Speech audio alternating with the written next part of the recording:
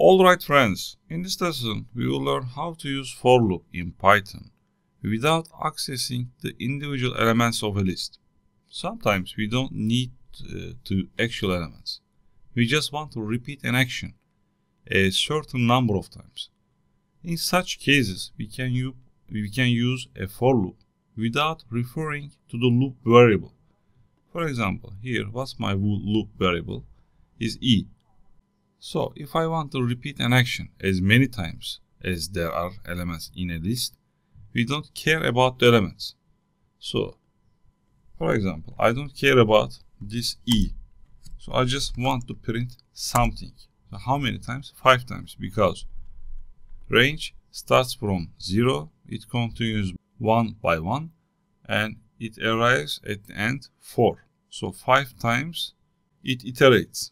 So if I print, for example, action performed. So if I run it, you see here 5 times action performed appears on the screen. We write it 5 times. So we use e here? No. We don't care it. We just take care how many times it iterates. So for this kind of situation, I use this character.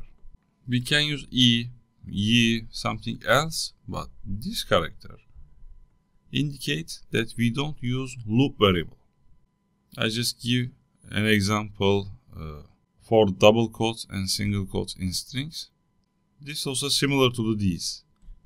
So the loop here runs as many times there are in a range. So if you only care about how many times the loop runs, this sign is very handy. Okay, super. See you in the next lesson.